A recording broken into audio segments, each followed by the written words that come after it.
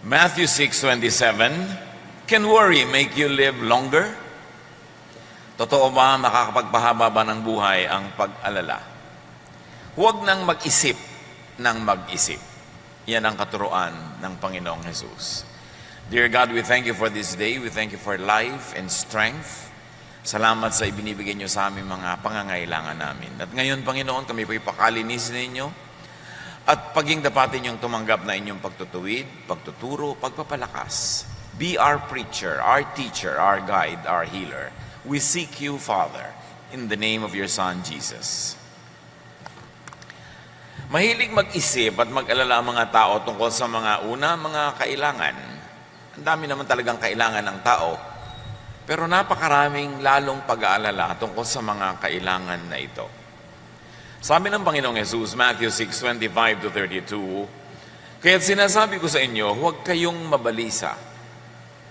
Sino sa inyo ang makapagpapahaba ng kanyang buhay ng kahit isang oras sa pamamagitan ng kanyang pagkabalisa? Kaya't huwag kayong mag-alala na baka kayo kapusin sa pagkain, inumin o damit. Hindi ba't ang mga hente lang babahala tungkol sa mga bagay na ito? Alam na ng inyong Ama na nasa langit na kailangan ninyo ang lahat ng ito. Paulit-ulit, yan ang tema ng turo ng Panginoong Jesus. Huwag mag-alala. Walang mararating ang pag-aalala. Bumibigat lang ang mabigat ng mga kailangan sa buhay at dapat daw magtiwala sa Ama dahil alam niya ang pangangailangan natin. Kaya dapat magtiwala. Pero ang mga tao, mahilig mag-isip ng mga kailangan, tulad ng ating binanggit, at mga problema. Kung ano-ano mga problema, pinoproblema, na matapos isipin, matapos mapuyat, matapos mapagod, hindi pa rin naman nalulutas yung problema. Paikot-ikot, paulit-ulit na usapan. Proverbs 12:25, nagpapahina sa loob ng isang tao ang kabalisahan. Ngunit ang magandang balita ay may dulot na kasiglahan. So pag laging nababalisa ang tao, humihina ang loob, pumupurol ang isip, nasisira ang pasya, ang desisyon, ang diskarte. So walang mapapala na lagi na lamang na mabalisa. Mabuti daw ay makinig, maghanap ng magandang balita kasi yun ang bibigay ng sigla. At pag sumisigla ka, gumaganda ang takbo ng iyong isip, lumalakas ang iyong loob, ang diskarte mo, umaayos, gaganda ang takbo ng pagharap mo sa buhay. So huwag laging mamili na kabalisahan ng isipin, kundi ang pagtuunan ng pansin ay yung nakakapagpasigla. Ibig sabihin yung magandang balita. Focus on good news. Pag nag-uusap-usap kayong magkakasambahay, magkakamag-anak, magkakaibigan, magkakatrabaho, ang pag-usapan yung nakakapagpasigla, nakakapagpaganda ng pananaw sa buhay, nakakapagpatiwasay, nakakapagpatalino, kasi ang lahat ng yan ang tutulong para magkaroon ka ng magandang ideya kung paano mo haharapin ang mga hamon ng buhay. Pero pag laging nakakapagpalungkot, nakakasira ng loob, nakakainis, nakakagalit, naaapektuhan nito ang buong pag-iisip mo rin, kaya hindi ka magkakaroon ng lahat ng kailangan mo para maayos ang dapat ayusin. Ang tao, baligtad. Ang paboritong pag-usapan, yung nakakatakot, yung nakakainis, yung nakakagalit. At kung may pag-uusapan sila tungkol sa isang tao, bihirang-bihira yung usapan niya yung kapurihan ng tao, yung magaganda niyang gawa at asal. Usually, ang pinag-uusapan yung kanyang mga kapintasan, yung mga nakakainis niyang ginagawa. Pero kung anong pinag-uusapan ninyo, yun ang umaapekto sa inyong utak. At kung anong laman ng inyong utak, ganun ang gagawin ng inyong katawan. Kaya para nating nilalaso ng sarili nating isip at sariling buhay kung puro negative ang iniisip. Puro mga nakakapagpahirap ng loob, nakakatakot, nakakapagpataas ng presyon. Yan ang mga iniisip ng tao. Pinupuno ng tao ng laso ng kanyang isip. Tapos mag-e-expect siya na may lumabas na magandang isipin doon para malutas niya ang kanyang mga suliranin, maharap niya ang kanyang mga problema. Mahilig ang mga tao na mag-isip tungkol sa pagtanda at kamatayan. Kung bata pa, yung sobrang bata pa, hindi pa niya iniisip yan ang pagtanda. Kaya ang mga bata, walang takot walang mga takot sa thrill, laging gusto thrilling, exciting, kasi hindi pa nasasaktan ang ganap, hindi pa nasusugatan, napepeklatan. Pero pag nagsisimula ka na mag-isip na paano kaya pagtanda ko, sino kaya mag-aalaga sa akin, ano kaya ibibili ko ng gamot, sa kaya ako titira, tumatanda ka na nga pag dumadating ka sa ganung punto. At sinasabi rin ni Jesus yun, ano naman ang mapapala mo kaiisip niyan? Yung lagi kang nag-aalala. Psalm 71:9, ngayong ako'y matanda na, huwag mo akong pabayaan. Ganyan daw ang mga drama ng mga tao. Katawan ko'y mahina na, kaya ako'y huwag mong iiwan. Ganyan ang takbo ng isip. Nahihina ako, tatanda ako, wala ako bibili ng gamot. Ang dami namang tao sa paligid natin, nagtandaan, at sa katandaan nila ay nangamatay, nailibing naman, maayos naman. Bakit naman ikaw ay hindi magkakaganon anak ka ng Diyos? Hindi dapat laging iniisip. Dapat ma-excite ka sa pagtanda, hindi matakot. Dapat, wow, tatanda na ako. Wow, dadami ang kaalaman ko. At kung marami kang itinanim sa buhay, wow, aanin na ako ng mga itinanim ko sa buhay. Pag dumarating ang gabi, matutulog ka, sabi naman tatanda, ay gabi na naman, isang dahon na naman ang nalaga sa tangkay ng panahon. Ang iniisip mo, paubusan ng paubos ang buhay ko. Baligtad! Paggabi, matutulog kayo sa mga, wow, Lord, thank you, nadagdagan na naman ang one day ang buhay ko. Can you imagine? I'm one day older. Hindi yung now, nabawasan na yung haba ng buhay ko. Ano naman ang gusto nyo? 3,000 taon kayo mabuhay. Ano kayo, pyramid? Ipinagpapasalamat mo dapat, wow, isang araw na naman ang lumampas, buhay pa ako. Hindi yung isang araw na naman ang nabawas.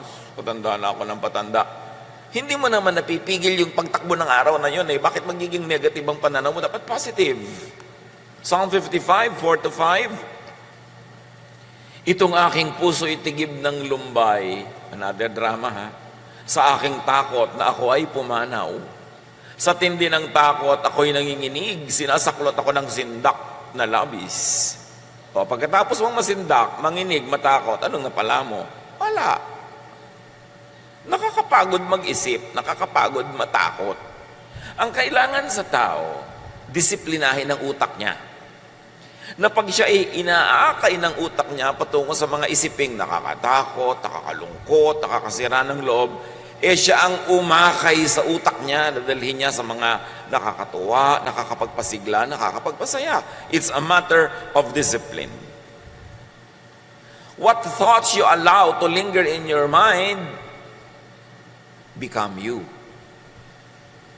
So pag ang inilalagay mong isipin ay alalahanin, magiging maalalahanin ka at ang mukha mo will show it. Disiplina. Sabi nga ni Martin Luther, you cannot stop birds from flying over your head, but you can stop them from nesting in your hair. Hindi mo naman talaga mapipigil kung may ibong lumilipad sa himpapawirin, dumaan sa ibabaw ng ulo mo. Kasi malayo, hindi mo mapipigil. Pero mapipigil mo ang ibon na yun na magpugad sa buhok mo. Ganon din yung mga negative thoughts. Minsan, tumatawid talaga sa isip natin, biglang parang jet na umuusok dyan sa langit, pero pwede mo namang itaboy. Pag nagsisimula ka ng magdramang bukid, itaboy mo yung drama. Yan ang problema sa atin, ang daming drama, puro drama. Wala namang napapala, nalulungkot lang, natatakot, humihina ang loob. Yan, at iba pa, marami pa tayong mga ibang isipin na puro mga pampabigat. Pero ang totoo, wala namang mabuting idudulot ang pag-iisip. Wala. Anong buti ang idudulot ng pag-iisip? Walang mabuting idudulot ang pag-iisip. Ulit-ulitin natin yan sa ating sarili. Itaboy ang nagpapalungkot, nananakot ng mga ideya. Ecclesiastes 5:3, ang panaginip ay bunga ng maraming alalahanin. Sabi na, may nanaginip po ako, ano kayang kahulugan? Walang kahulugan yon. Isip ka kasi ng isip. Kaya nung tulog ka na, tumuloy pa yung isip mo. Kaya yung mga matutulog na lang, manonood pa ng horror, tapos nagtataka, bakit po kaya ako laging binabangungot? Nagtaka ka pa. Alam niyo ba yung isip natin, pwedeng kausapin yan? Sabihin mo sa isip mo, may problema ako, hindi ko alam ang gagawin. Alin bang pipiliin kong solusyon na naiisip ko? 1, 2, 3? O yung hindi ko pa alam, pero may solusyon number 4 pala. matutulog ako, isip. Paggising ko, yun ang unang-una mong imulat ang mata ko, yung pinili mong matalinong solusyon. Alam nyo ba na nag-iisip yung isip kahit tulog ka? Kaya ka nga nananaginip kahit tulog hindi naman ikaw nag-iisip nun. Pero kung ano-anong mga pinag-iisip mo habang gising ka, kaya pag nanaginip ka, biglang manananggal ka, yung nanay mo aswang, yung kung ano-ano mga nakakatakot, kasi gano'n ang laman ng utak mo. Yung lang inilalagay sa loob ng utak mo, yun lang ang mapapanaginipan mo, tanda mo yun. So, mag-isip ka ng maganda, nakakapagpahinga, ganon din ang labas ng iyong mga panaginip. Bible lang nagsabi, ang panaginip ay bunga ng maraming alalahanin. So, alala ka ng alala, isip ka ng isip, kaya ka nananaginip. Hindi ka kinakausap ng demonyo, hindi ka kinakausap ng Diyos. Ano ka? Propeta. Bihira yun na merong kumakausap sa'yo. Sarili mo lang yun, anino mo na nag-ahabol sa'yo. That's why we must discipline our thoughts. Ang utak natin parang lalagyan. Pwede mong gawing basurahan. Basura, ilagay mo, magiging basurahan yan. Bulaklak ang ilagay mo, magiging florera yung utak mo. What do you put in your mind? You've got to be very aware of that. Ecclesiastes 11:10, iwaksi mo ang alalahanin at mga kabalisahan. Kung iisa-isahin ko lahat na sinasabi ng verses na huwag ka mag-isip, huwag ka mag-alala, ang dami. So focus on something else. Pag sinabing iwaksi mo ang alalahanin, ibig sabihin, tanggalin mo sa utak mo yan at palitan mo ng iba. It's your choice. Napipili natin ang inilalagay sa ating isip. Importante na maging mapili. At turo ni Jesus, huwag mag-isip ng mag-isip. Ang ibig sabihin lang naman ay, huwag mag-alala.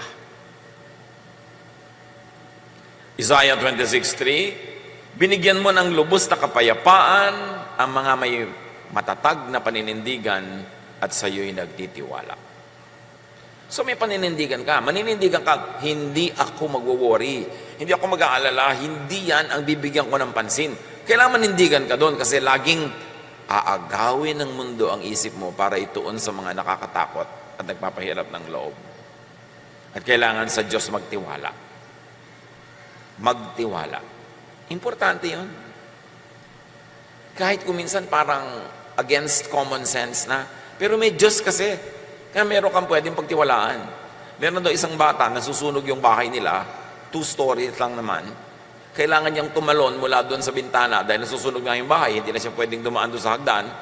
May 2 lalaking sinabi sa kanya, halika, sasaluhin kita, tumalon ka.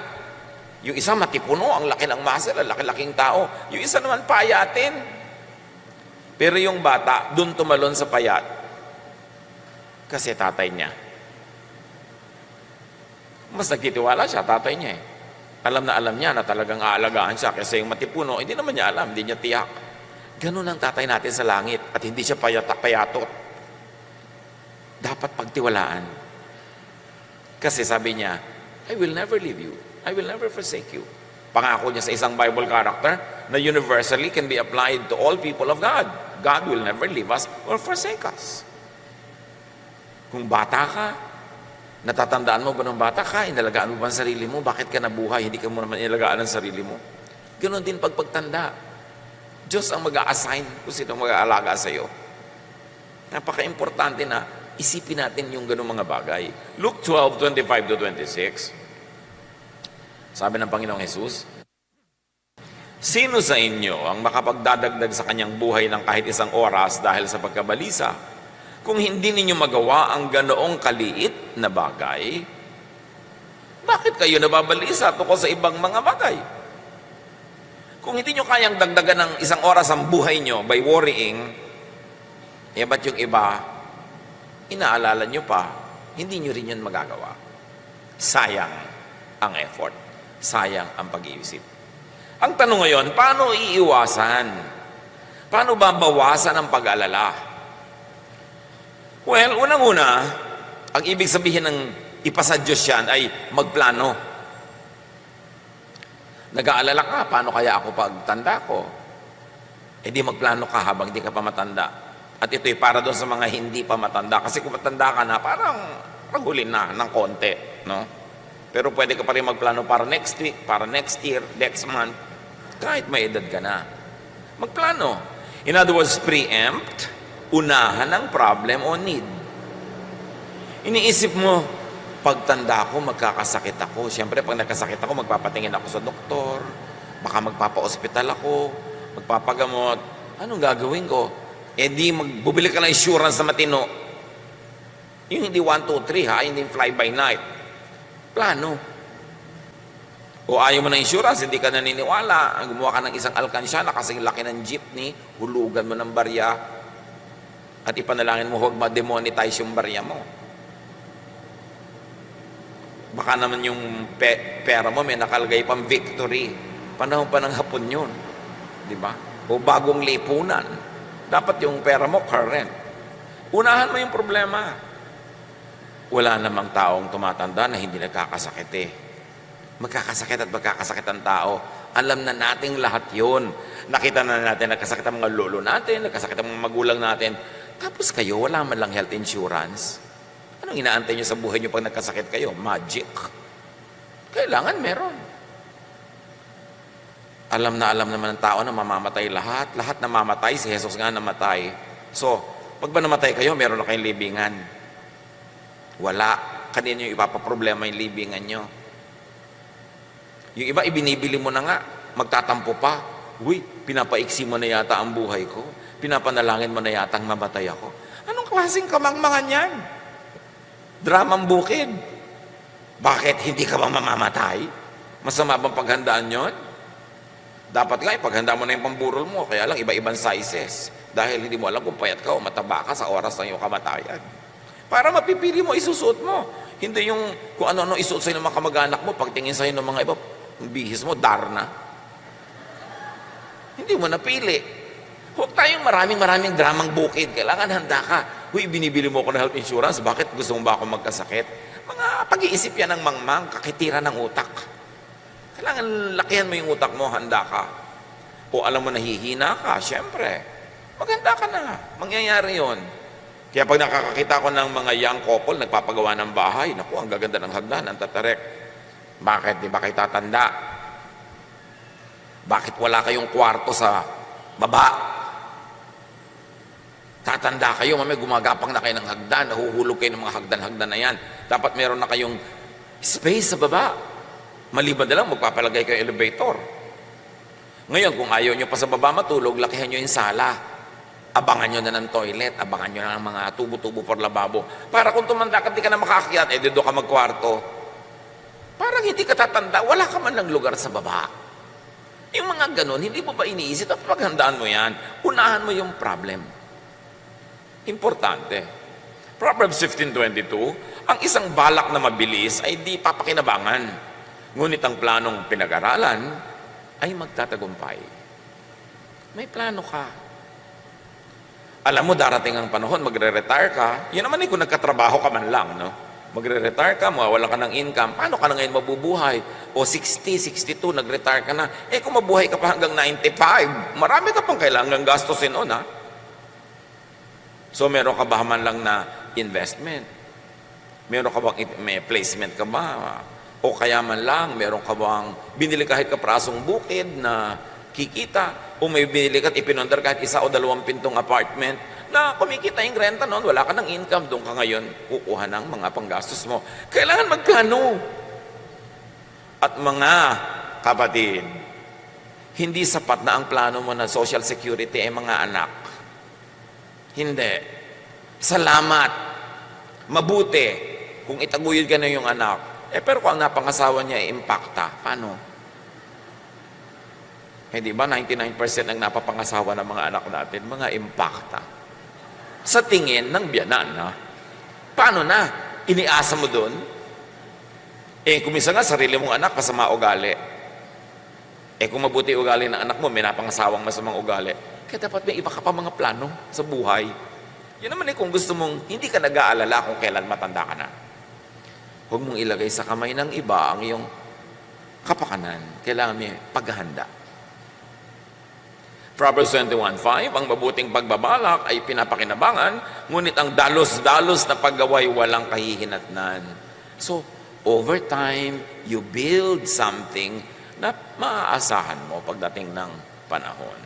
Nang ibig sabihin lang naman mga kapatid, magsikap.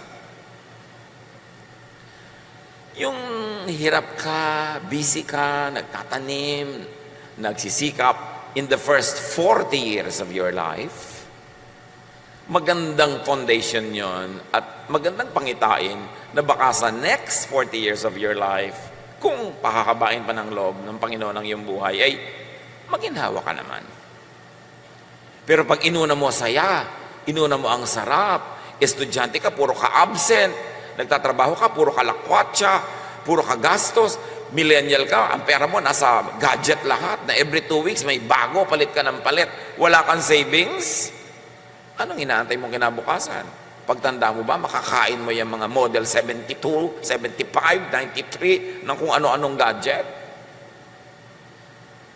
Ecclesiastes 9:10, ano man ang ginagawa mo, ipagbuhusan mo ng iyong buong makakaya.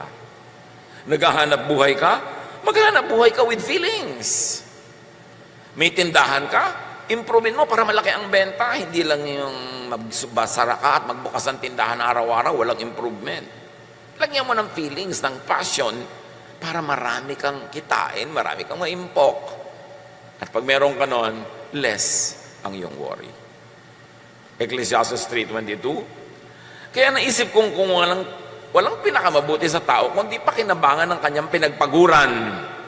Ito ang ating bahagi. Ito ang parte natin. Ito ang ating benepisyo sa buhay. Una, magpagod ka. Tapos, pakinabangan mo ang iyong pinagpaguran. Huwag mong pakinabangan ang pinagpaguran ng iba. Ganun, magpunter ka. Proverbs 10:4, ang kamay na tamad ay tiyak na magdarahop, ngunit magbubunto ng yaman ang kamay na masinop. Yung pag nagkapera ka, gastos ka agad. Wala ka nang trabaho, umaasa ka lang sa magbibigay sa'yo. Pag nahipo mo yung pera, lipad ka agad, gastos. Bukas, wala na naman. Ito yung nagbibigay sa'yo, nasa gasaan ng tren. Paano na? Lalo kung tren dito sa Maynila ang nakasagasa sa'yo, hindi naman nasagasaan ka dahil sa bilis ng tren. Kundi sa bagal ng tren, 3 araw na nasa ilalim ka pa. Kaya talagang tiyak na mamamatay ka. Tapos puro pakalawang, natetano ka pa. Yun ang ikinamatay mo. Kaya sabi, kailangan huwag kang tatamad-tamad. Ang daming tao, umaasa lang sa iba. Inaasang abutan, inaasang bigyan. Ang dapat ganun lang, yung sobrang bata, sobrang tanda, o sobrang may sakit.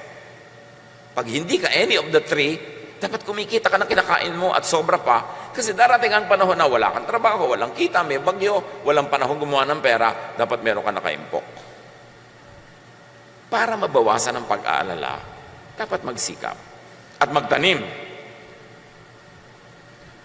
Kasama na niyan, mag-impok. At magtanim sa human relations, makipagmabutihan sa kapwa. Tatanda ka, magkakasakit. Minsan madudulas ka, hindi ka makabangon. Minsan nadaganan ka ng nahulog, nabubong. Kaaway mo yung kapitbahay mo. Sino ang aasahan mong tutulong sa'yo? Ang tao na nag-iisip. Alam mong pwedeng dumating ang panahon na kahit malakas ka, maaksidente ka. O may pera ka pero biglang nalasin ang mga negosyo mo at mawala ang pera mo. O magkaroon ka ng mga sakit. Kung matalino kang tao, makikipagkasundo ka, hindi ka makikipagkagalit sa mga kapitbahay, sa mga kamag-anak. Kasi doon ka aasa ng tulong sakaling di mo makayang tulungan ng iyong sarili. Isang malaking kamangmangan ang makipag-away sa mga kapitbahay, sa mga kamag-anak. Kasi paano ka pag nangailangan ka ng tulong? Dapat mabait, mabuti. Kahit peke ng konti. Kesa yung totoong-totoo ka, pero ang katotohanan mo, ang sungit-sungit mo, ang bangis-bangis mo, itago-tago mo ng konti yan. Magpanggap ka ng konti. Magbait-baitan ka man lang kung hindi ka tunay na mabait. Para naman, hindi ka lang, hindi gagawa ng masama ng kapitbahay, kundi makagawan ka pa ng mabuti. If we come to terms with our mortality, with our weaknesses, with our limitations, we will be wise enough to invest in human relations. Kasi kahit may pera ka sa bangko, kung na-paralyze ka bigla, hindi ka makaka-withdraw. Somebody has to do it for you. Pag na-hospital ka na, hindi ka na makakita, na puro tubo na yung leg mo, nakatali ka na halos sa kama, hindi ka makapagbilang ng pera kahit may pera ka. Somebody has to do it for you. Kailangan meron ka mga tao sa paligid mo na pinakikisamahan. Pinakikitunguhan ng mabuti. At ipasa Diyos mo na gagawin ka nila ng mabuti sa panahon na pangangailangan mo. Ecclesiastes 11:4. Ang naghihintay sa pagtigil ng hangin ay di kailanman makapag-ahasik ng kanyang binhi. At ang nag-aalala sa patak ng ulan ay di makapag-aani. Sa agriculture, ang ibig sabihin lang, kung lagi kang natatakot na baka bumaha, bumagyo, humangin, umulan, hindi ka na nga magtatanim nun. At sa human relations, ganun din yon.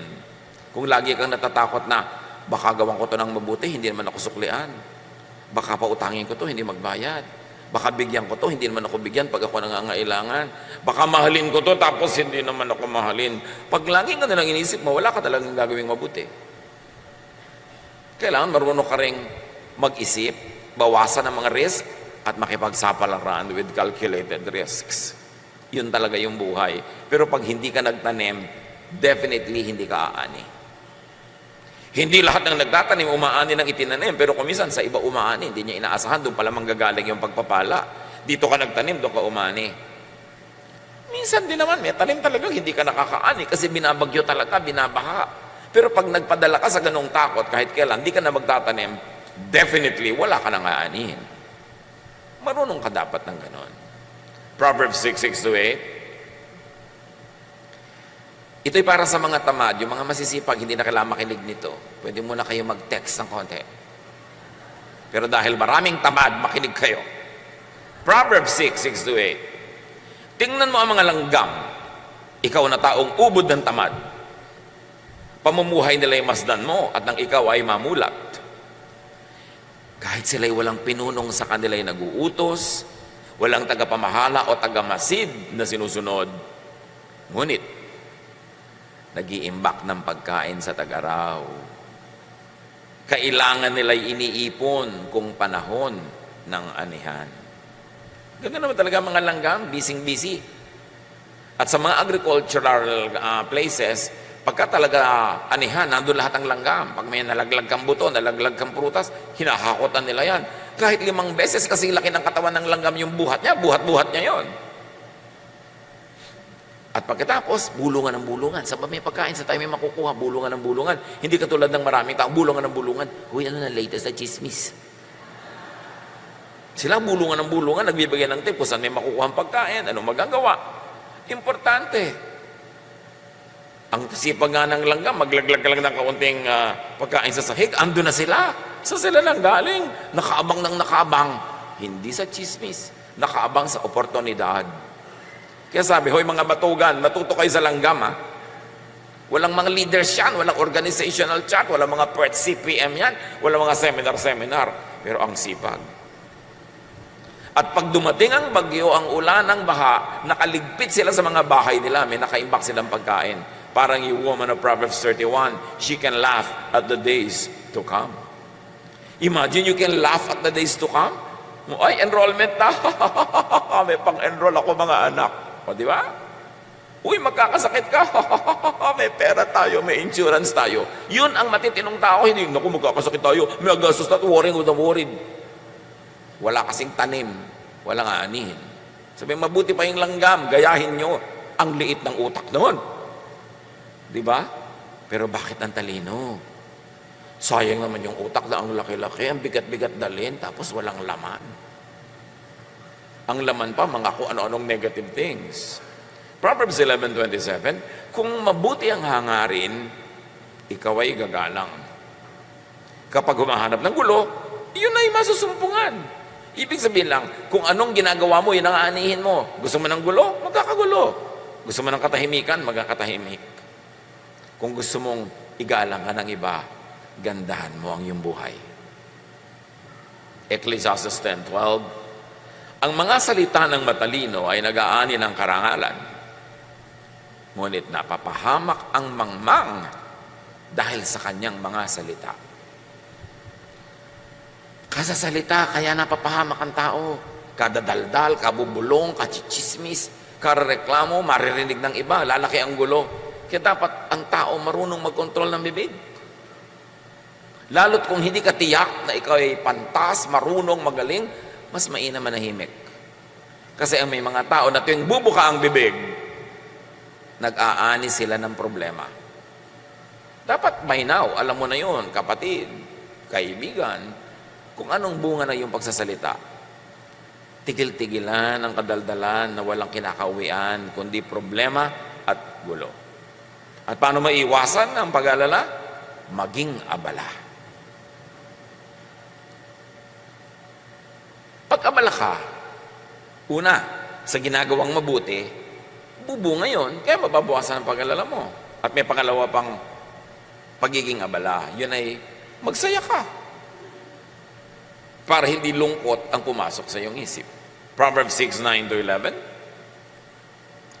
Hanggang kailan taong tamad mananatili sa higaan? Kailan ka babalik ako sa iyong pagkakahimlay? Kaunting tulog, bahagyang idlip, sandaling pahinga, at paghalo-kip-kip.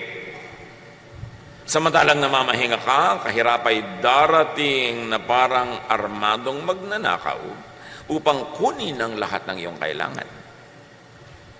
Sige, magtulog-tulog ka, maghalukip-kip, magkuyakoy, magpabanjing-banjing, magpa-text-text, magpa-games-games ka, sige. Sabi ganon, huwag ka magtrabaho, maglaro ka na maglaro.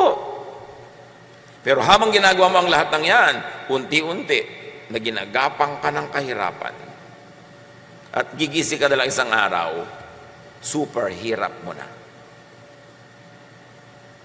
2 Thessalonians 3:11-12.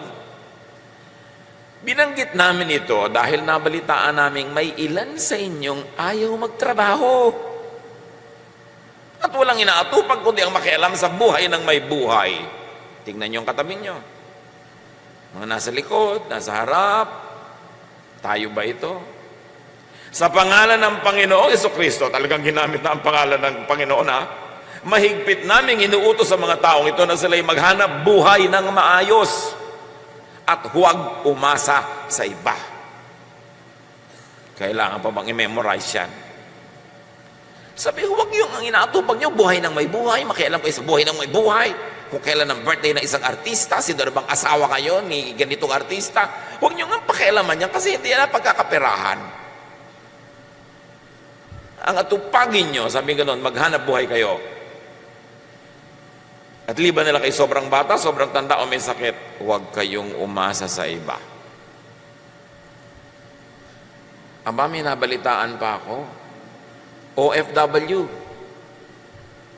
Namatay na ang ina. Ang tagal na. Kasi hindi siya umuuwi. Hindi sinabi ng mga kapatid. Bakit?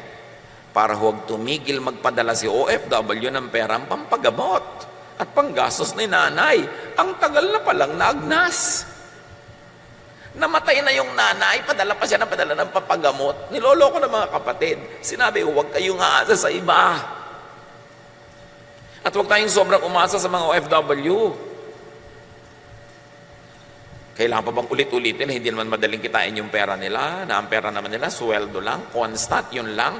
Pag nagpadala sa iyo sa ganitong petsa, ibig sabihin na susunod yan sweldo sa ganong araw. Tapos kalagitnaan, susulat ka na naman, tatawag ka, text ka, may hihingin ka. Bakit? Hindi pa siya sumusweldo. Saan mo siya pakukuhanin ng pera? Tapos uutang para magdebu, uutang para mag-birthday, mag-party, mag-baile, mag-inuman. Ang inuutang mo lang dapat yung pampuhunan na pinag-aralan mo, natutubo. Kikitain mo yung pambayad sa utang. Pero yung uutang ka para lamang pang-arte, pang-gastos, isang malaking kabaliwan. Tapos iba yung nagbabayad. Laging gusto mo gadget na ganito, laging gusto mo ganung Original pa, gusto mo pa branded. Bakit kinita mo na ba yan kung hindi pa? Nakarating ka na ba sa Divisoria? Doon ka mamili, ha? Kung wala ka pang masyadong kinikita. Huwag na gusto mo pa doon sa mga mamahalin. Deserve before you desire. Yung ang porma-porma mo, branded ang mga damit, branded ganyan, tapos wala ka namang income, saan mo kinuha yun? May ibang nagbayad. It is ungodly. It is not good. Kaya yung matinong babae sa Proverbs 31, sabi sa verse 18, she knows when to buy or sell, and she stays busy until late at night. Yun yung babaeng who can laugh at the days to come. So marami na tayong sinabi tungkol sa pagtatrabaho, pagtatanim, paggawa ng mabuti, para huwag mag-alala, di ba? Yun ang topic natin, para huwag mag-alala. Meron pa namang isang para huwag mag-alala, maglibang. Tagalog ito ha, hindi yung Bisayang maglibang. Maglibang, magsaya. Kailangan din yun, mahalaga yun. Lalo't kung hindi mo nun uutangin, hihingin yung panglibang na Tagalog ha. Yung mga Bisaya lang nakakaintindi ng joke. Ecclesiastes 5:18, ito ang isang mabuting bagay na aking nakita. Nararapat lamang na kumain, uminom, at pakinabangan ng isang tao ang bunga ng kanyang pinagpaguran sa mundong ito sa maikling panahong ibinigay sa kanya ng Diyos. Ito ang ating bahagi. Sabi, alam mo, huwag mo kakalimutan magsaya, maglibang, uminom, kumain. Lalot, pinagpaguran mo naman yon, bunga ng pagod mo. Huwag kang puro dusa, puro hirap. Paano rin dapat mag-enjoy sa buhay? Para balanced. Ang buhay parang bangko. Pag nag-deposit ka ng maraming saya, sa oras na hindi ka masaya at malungkot ka nga, pwede kang mag-withdraw doon sa mga na-deposit mo noon. The many happiness and joys and pleasures you've had in life can strengthen you in times of sorrow. Naka-deposit kasi yon. Mag-deposit kayo ng kaligayahan sa puso nyo. Enjoyment, basta hindi ninanakaw. Ecclesiastes 6:9, mabuti pa ay masyahan sa anumang kalagayan kaysa mangarap ng di naman makakamtan. Ito man ay walang kabuluhan tulad ng paghahabol sa hangin. So isa pang itinuturo, learn to be contented with what you can afford. Kesa isip ka ng isip ng di mo naman kaya, hindi mo abot, enjoyin mo yung kaya at abot mo ngayon. Ecclesiastes 8:15, kaya para sa akin, ang tao ay dapat magpakasaya sa buhay. Walang pinakamabuti kundi kumain, uminom at magsaya. Ito ay magagawa niya habang siya ay nabubuhay at nakapagpapagod sa mundong ito. Punctuate your days of work with pleasure, with happiness, with mini vacations. Reward yourself and people who help you with pleasure, with happiness, with joy. It is very godly. Marami kasi mga tao, akala nila pag maka-Diyos ka, puro ka na pagpepenitensya, paghihirap, pag-aayuno, pagdurusan. No! God loves us. God is kind. Kaya lang niya tayo pinagtatanim para tayo umani. Hindi tayo parusahan. Kaya kung nagtatanim ka na, dapat umani ka. Mga kapatid, huwag niyong aagawan yung taong umaani ng tanim niya. Minsan sabi, uy, ang sarap-sarap naman ng buhay niya, laki-laki ng kita ng tindahan niya. Kasama ka ba nung ipinandar niya yon? Na ang tinda lang niya, 1 pirasong lumpia. After 1 week, 2 pirasong lumpia. Ngayon, isa na siyang lumpia queen. Tapos gusto mo ngayon, makihalo sa kinikita niya, kasama ka ba niya sa hirap? So, dapat pinagpaguran mo yan. Importante, na payagan natin yung mga nagtanim no, na anihin nila yung tanim nila. Huwag kang makiani. Kung pamisa-misa, nabibigyan-bigyan ka, salamat. Huwag kang maiinggit sa mga taong, ang laki ng negosyo niya, ang laki na ng kita niyang pinsan niya na yan. Yung may inggit-inggit. Pero pinaghirapan nila yon. Deserve nila yon. Do not covet what is not yours. Kaya halimbawa, mga anak, tanim kayo ng mga magulang niyo eh. Dapat paanihin niyo sila. Kasi tanim kayo. Mga manugang, yung napangasawa ninyo, tanim nyo ng magulang niya, ng biyanan nyo, paanihin niya yung biyanan nyo. Yung mga magulang nyo rin, paanihin nyo rin. Lahat ng tumulong sa inyo sa inyong buhay, kaya sino pa yon, kaya malaki o maliit na tulong, kailangan pagkaya nyo na silang bigyan ng ani, paanihin nyo. Kasi tanim kayo eh. Yun ang kalooban ng Diyos, ang itinanim, inaani. Napakasama yung wala kang utang na loob. Yung tinaniman ka, wala man lang mapitas sa'yo. Wala man lang mapakinabang sa'yo. Samantalang binigyan ka ng pagod, hirap, lahat-lahat. Ganun ang taong makadiyos at disente. Lahat ng tumulong sa'yo, tutulungan mo rin.